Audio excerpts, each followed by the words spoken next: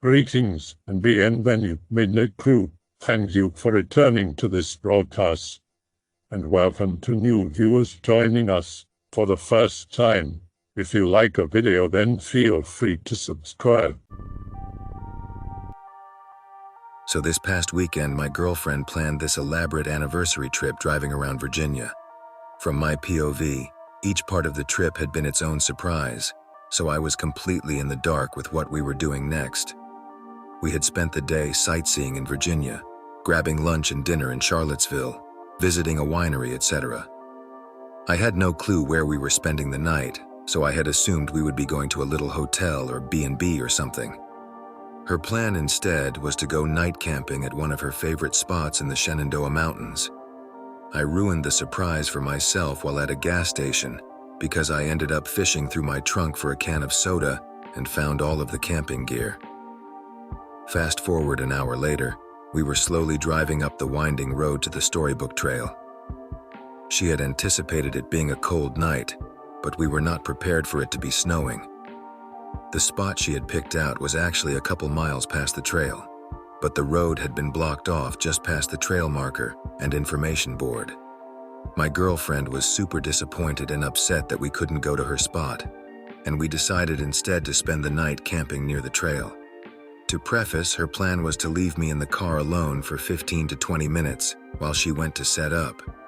She had envisioned me turning the corner to this picturesque little setup, with our tents and sleeping bags ready to go, a fire going and a bed sheet tied to some trees with my favorite movie playing from her portable projector. Since the road was blocked off, she not only needed time to set up, but also to find a spot where she could fit a tent. She was determined not to let the roadblock foil her plans, so she had me park the car next to the trail, gathered up what she needed, and told me to wait in the car while she went to set up. My girlfriend has camped and hiked all over the US solo, so I trusted she would be all right setting up alone. Plus, it's not like she was heading out into the thick wilderness. The trail itself is essentially a quarter-mile stretch of sidewalk that winds through the forest and ends with a circular metal platform with some railing overlooking the valley below. Picture from my original post is of the platform facing away from the overlook that I took that night. So I'm in the car, watching my girlfriend's headlamp slowly disappear through the trees and snow. She had told me to sit tight and wait for her to set up, and if she was not back within the hour, something was wrong. It was dead quiet outside, and even in my locked car, I was really starting to get spooked. I couldn't shake the feeling that I was being watched, or that something was going to jump out at me up against the window. In an act of endless courage and bravery, I reclined my seat as far as it could go, white-knuckled my pocket knife, and kept my head on a swivel. Finally, after what felt like an eternity, I saw her headlamp slowly bobbing back my way. She opened the door, explained that she found a great spot and was super excited to show me. After putting on a couple more layers and grabbing a few bags to bring to the spot she found, we started walking down the trail. The trek to the spot was unremarkable but surreal. The moon was super bright, so visibility was high, and the snow covering everything was beautiful. I still felt off and a little spooked from my 30 minutes in the car, but the feeling of being watched was gone. As we were walking, she was pointing out different spots she had tried, and how she was excited to show me the spot she ended up choosing. It only took about 7 minutes to get there, give or take, and before we turned the corner so that I could take a look at her setup, she told me to wait and hang out for a few minutes while she put the movie on. I could still kind of see her 20 yards up the path and to the right messing with the projector through the trees, but even so, the feeling of being watched returned. She finished messing with the projector and came to grab me. She had found a flat patch off to the right of the platform overlook, hurriedly set up the tent, made sure to set up the projector facing a sheet she had tied to some trees, and put small electric candles around the floor. Picture is the view from inside the tent. After getting situated and warming up a bit in our sleeping bags, we started the movie. I'll try to cut to the chase because I feel like this has been a lot of setup for nothing spooky yet. Halfway through the movie, we both decide to just go to sleep because we were both exhausted and freezing. We close the tent up, try to snuggle in together and do our best to get warm. She had not anticipated the fact that it was 10 degrees colder than the forecast had predicted, and we had decided against building a fire since we were so close to the trail. The movie had distracted me from feeling watched, but it soon returned. I felt unwelcome, uneasy, and exposed. It did not help that I was finding it hard to find sleep thanks to the freezing temperature and uncomfortable floor.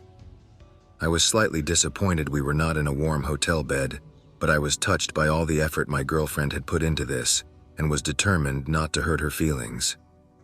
Eventually, I fell asleep. My dreams were visceral and felt convincingly real, and from what I can remember, I dreamt of feeling so frustrated and cold that I went back to the car alone and was able to relax with the heat blasting. I woke up in the middle of the night in an uncomfortable position, my neck cracked at an odd angle, feeling relieved that I had gone back to the car until I realized I was still in the tent. I remember feeling strange. I no longer felt watched or uneasy, but like my mind had been filled with anger at the situation and at my girlfriend, and a deep longing to go back to the car. I tossed and turned for nearly an hour, but could not go back to sleep. I felt like no matter what I did, I couldn't get warm again. I finally asked my girlfriend if we could go back to the car, to which she stated in an equally angry tone that she thought that was a stupid idea, and I should just try to get warm. We began to bicker and argue in stark contrast to our moods earlier. At the time, I thought it was because I was exhausted and freezing, but looking back, the whole situation felt off. From her point of view, she had had nightmares all night. A dream of a man stalking us to our tent and shooting us in the back of our heads, of her committing suicide by throwing herself over the edge of the Outlook as I screamed, and a few she doesn't remember. When I had asked her about going back to the car, she was filled with rage and annoyance that I couldn't stick it out, with a desire to kick me out of the tent so that I would walk back to the car alone. When she asked me what I had said, she tells me she had heard me, or at least my voice, say something to the degree of, I should just leave this fucking tent and go back to the car. When she heard me say that, we had been arguing for a bit and I had turned to the side to try to go back to sleep. 5 minutes had gone past with neither of us saying anything until she suddenly asked if I had just said something. I remember being annoyed that she was accusing me of trying to start another argument because I had said nothing. She swears she heard my voice try to instigate something. After this, we continued to argue, and we both felt equally filled with anger and negative emotions. I cannot understate how starkly different we felt compared to our moods the day and evening prior, up until we had gone to sleep. In retrospect, it not only felt like something was influencing our moods and how we felt about each other, but my desire to go back to the car and her desire to kick me back to the car almost felt like something was trying to separate us. Luckily, that didn't happen. Our bickering culminated in us quickly packing up everything in the middle of the night and going back to the car. Still, our moods kept getting worse. We didn't speak to each other the whole walk back, and we both remember feeling as if we hated each other. We've certainly had fights here and there, but nothing even comes close to how we felt about each other that night. It was as if, out of nowhere, we suddenly decided we never wanted to see each other again. When we reached the car, neither of us said a word. I climbed into the trunk, put my sleeping bag over my head, and fantasized about being anywhere but there. She went into the driver's seat and turned the car on so we could sleep with the heat on. 10 minutes later, she realized we were low on gas and decided to go down into town to fill up. But still, we did not talk to each other. It was as if the negative emotions I was feeling were keeping me from sleeping, so I laid there in silence as we drove down into town. Apparently, during the drive down the road, she felt the steering wheel violently jerk to the side, swerving the car toward the edge of the road and the cliff below. This happened a few more times, and I remember thinking she was probably trying to swerve to avoid potholes or something. The weirdness doesn't really stop there, though. The first couple gas stations she tried going to nearby either wouldn't accept her card or flat out didn't work. She finally found a station that worked, and after filling up, decided for whatever reason we would go back to park the car by the trail. The entire time I remember hearing the radio playing softly, from when she had started the car initially all the way until we were back from the gas stations and parked at the trail. But from her point of view, She remembers the car being completely silent, nothing playing at all until the radio spontaneously turned on once she was back on the winding road up to the trail. Besides feeling super spooked while waiting in the car, the entire time the primary emotion we both felt was anger. To be sure, the entire situation itself was creepy, but we only realized how bizarre the situation was the next day. After we parked the car and let the heat run, we both ended up falling asleep for a few more hours and woke up around 8:30 in the morning. We were both still angry and barely spoke to each other, besides deciding that we would still go to breakfast as planned. Here's the part that gets us. The further away we drove from that trail and that mountain, and as the morning went on, it slowly felt as if this weird fog lifted from our heads.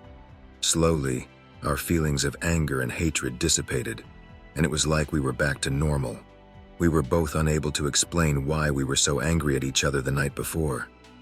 As we sat in the diner and talked through what had happened, we came to the realization that we both had felt as something had influenced us to feel that way. During this time, I talked about how much I just wanted to go back to the car and how the feeling overwhelmed me. She told me about her awful nightmares and the anger she had felt towards me, and how she had this overwhelming urge to kick me out of the tent back to the car. It was as if something was trying to separate us. She told me that when she left me in the car to set up, she didn't feel scared at all.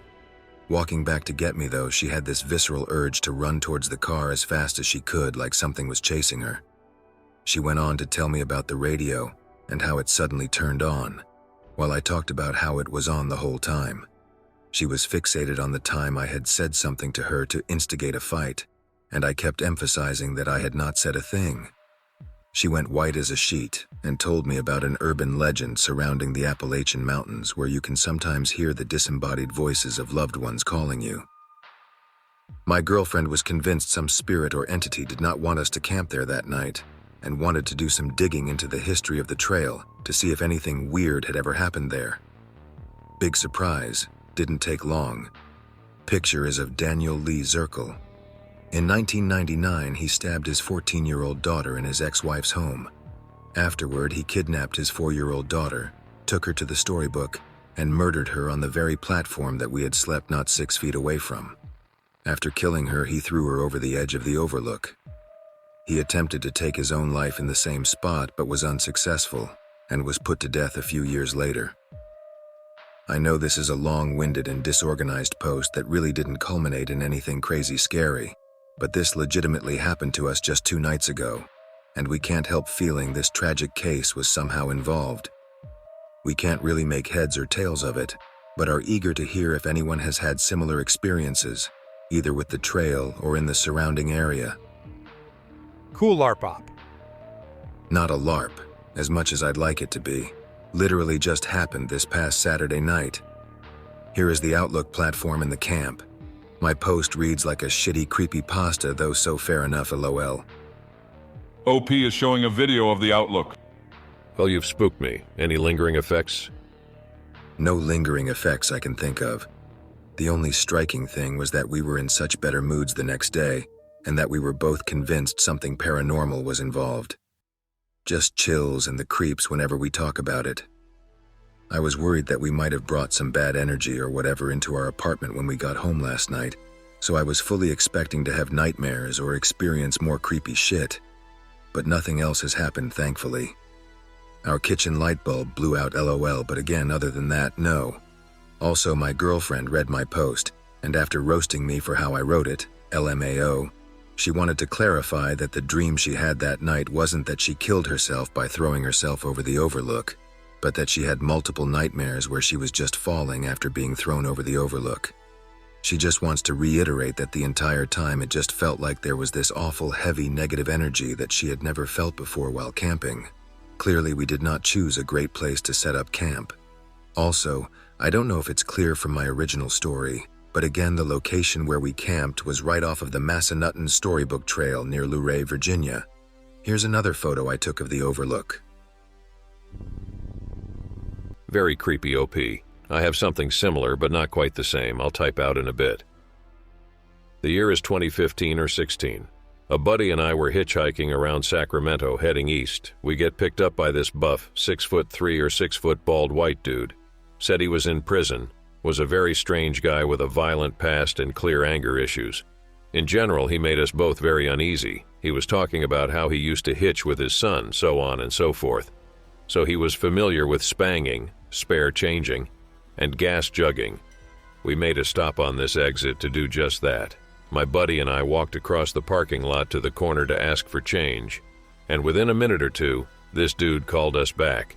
He was crying, envelope in his hand. He kept saying it was from his grandma who had died. He had found it on the ground in the parking lot. The envelope had a letter which seemed to be from a father, or grandfather, I don't remember which, to his daughter, detailing how much they missed them. And with the letter was a $100 bill. The dude was crying and saying how he was being blessed so we could get back in the car and head out on the road again. This struck us as very odd, but hey, whatever. We were back on the road. We pull off the highway again, somewhere in Nevada. He says this is where we're going to stop for the night. We figured he was just going to find a place to drop us, which is pretty normal. But after a few minutes of driving, he starts taking us down some gravel road. So I ask him where we are headed, and he just hits me with, "Have you heard of the Zodiac Killer?" We were both already wondering where the hell this guy was taking us, but when he said this, my buddy and I gave each other the same look, a mix between what the hell and agreement that we might have to fuck this guy up. Well, I said yes to the guy, of course, and then he tells us this is where the Zodiac Killer took his victims. Honestly, pretty cool, just not given the circumstances. Well, homeboy drives another 3 or 4 miles down this road until we finally get to the destination, a trail which leads to a creek with a bunch of homeless camping out. Now, we were pretty cool with a lot of homeless. We slept outside through all of our adventures and made a lot of friends. But these weren't even close to rainbow vagabonds, good-natured pothead and psychedelic stick and poke tattoo types.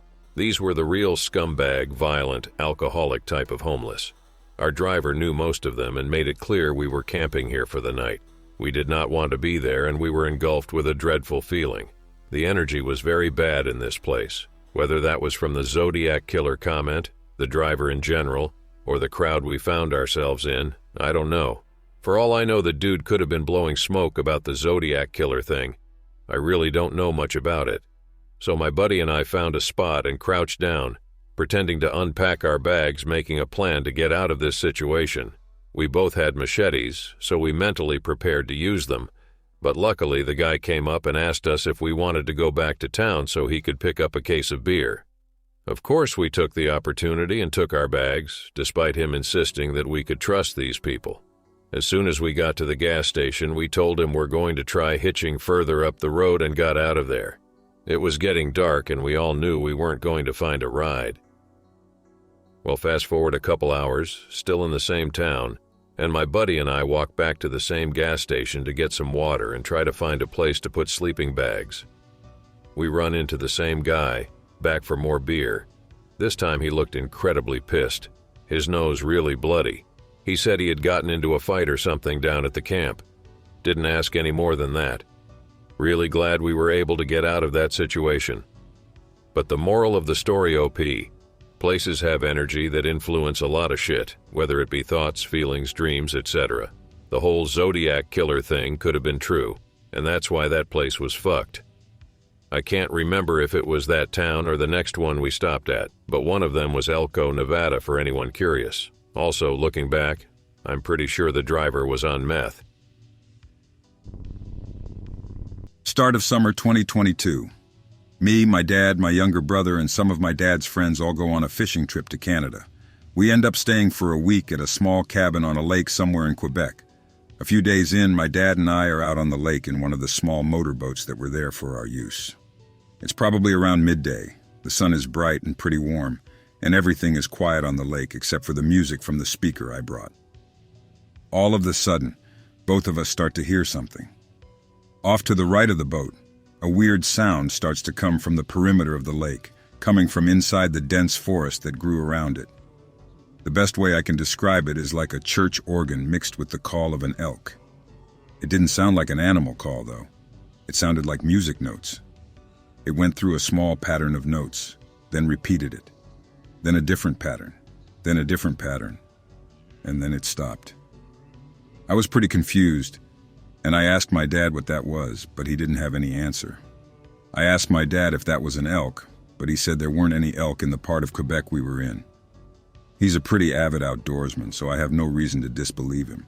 I heard it once or twice again that day and the next one, never repeating the same pattern of notes as far as I remember, and then it stopped. Never heard it again for the rest of the trip. I have no idea what that could have been. There definitely weren't any other people out there since we were pretty far out in the wilderness. There was a mining operation going on, but it was about half a mile down lake, and the camp was empty since it wasn't the season for that. We went there and checked it out, definitely abandoned. Like I said, it didn't sound like an animal since the sounds it played were almost musical, like someone figuring out a guitar riff and coming up with a few variations of it on the fly. Be me. 16. Living in Idaho, somewhere between Rigby and Driggs. Go fishing with my 26-year-old brother one day, mostly as an excuse to take the new truck out for some off-roading. Notice a large abandoned structure locked up pretty tight with rebar over the windows. Notice 2 of the bars are missing on one of the windows. A couple weeks pass, it comes up in conversation again. Decide to pack up and go check it out.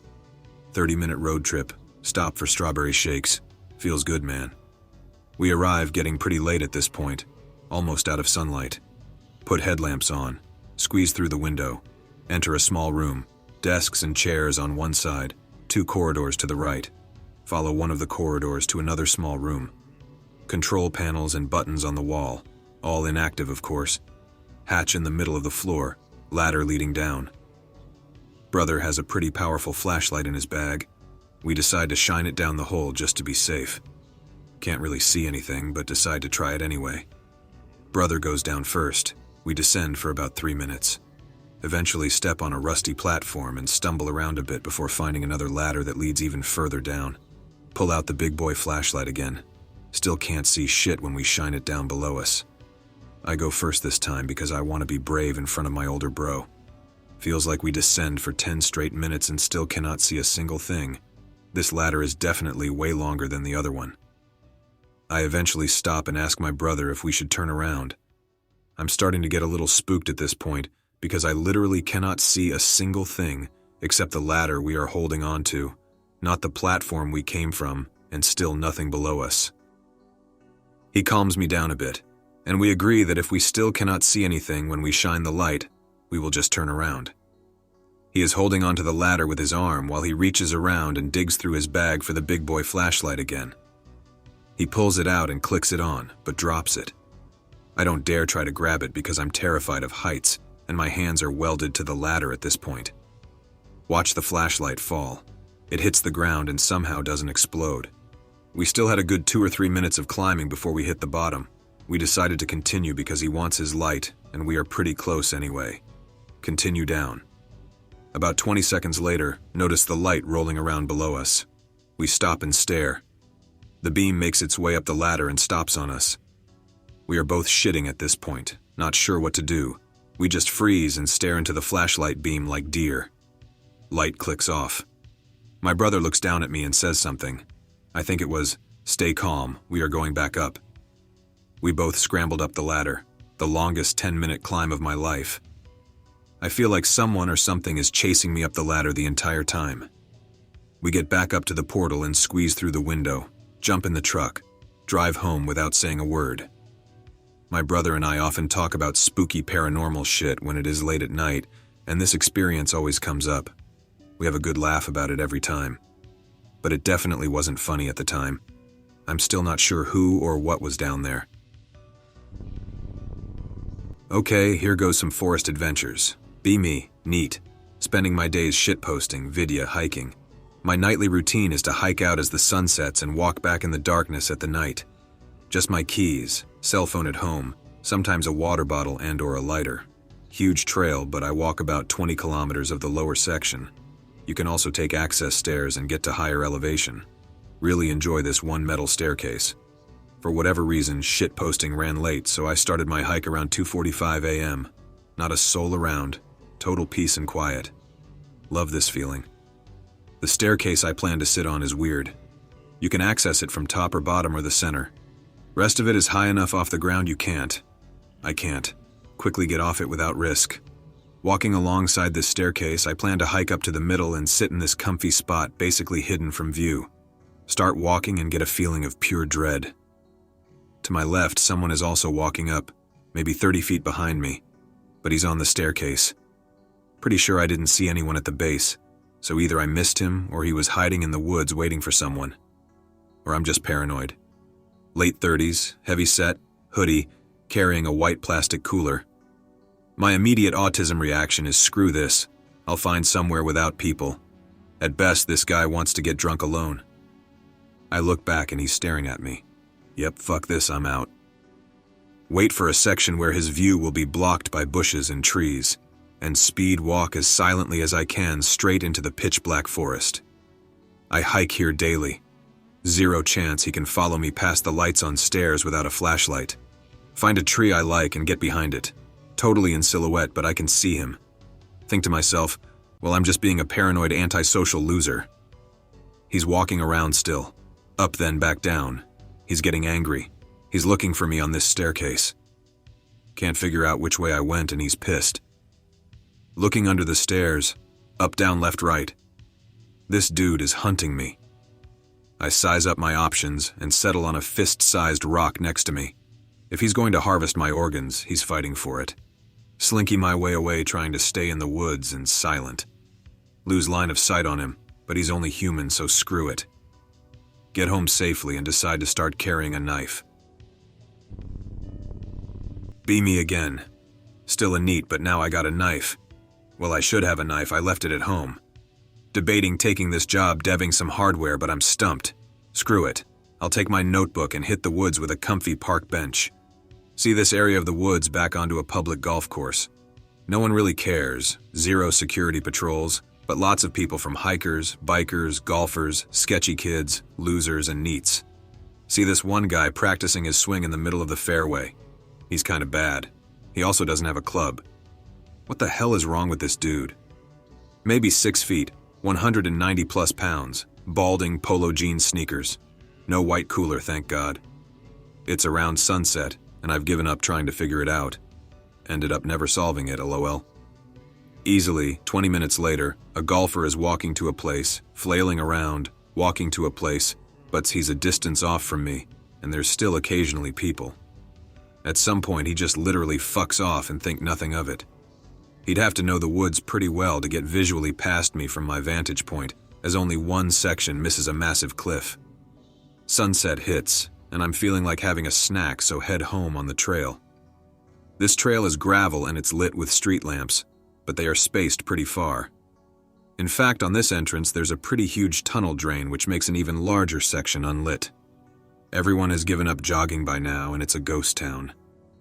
Walking in with the normal crunching and getting a feeling of horrible dread.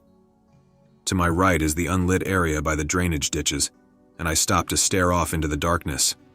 I can't see shit, but I'm sure there's something in there.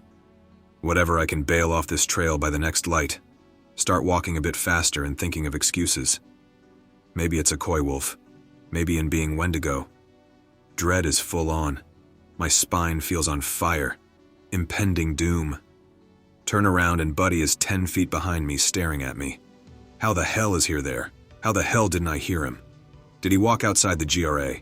Screw these thoughts, I need to be gone.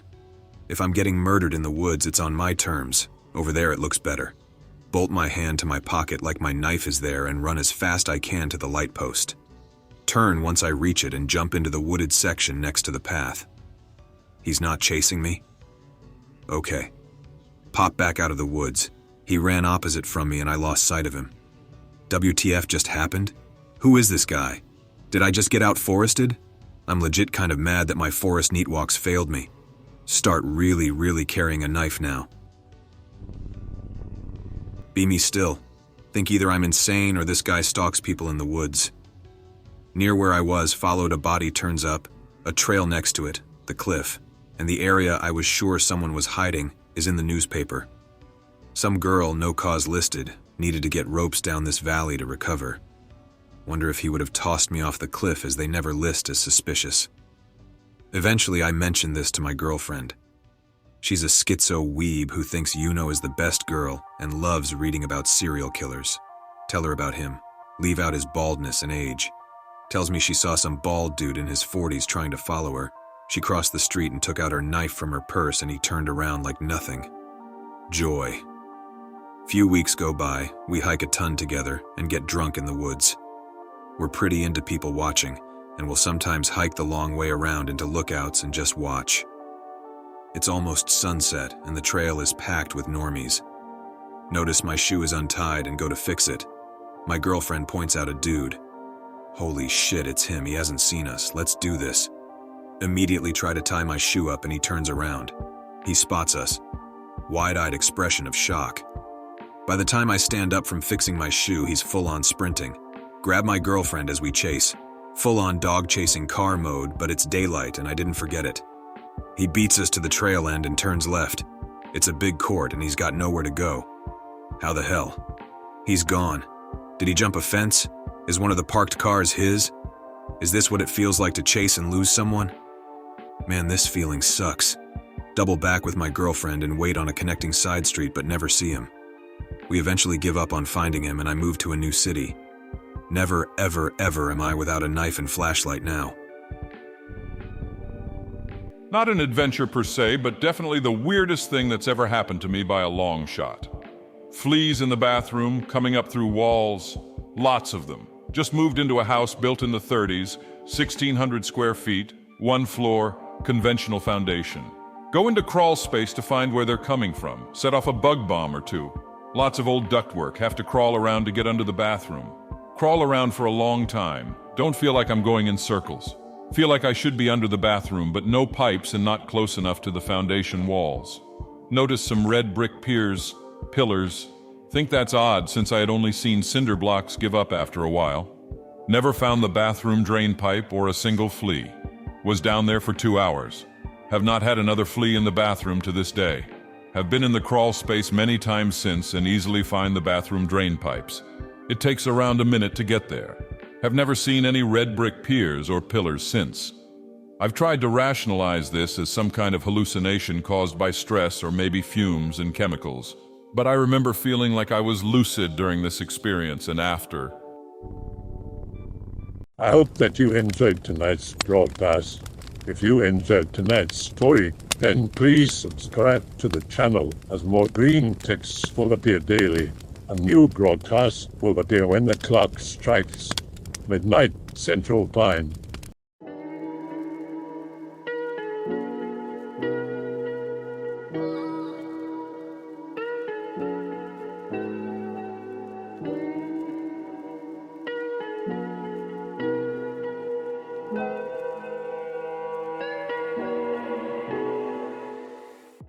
Remember to check the Odyssey and Rumble pages for separate archives of previous broadcasts.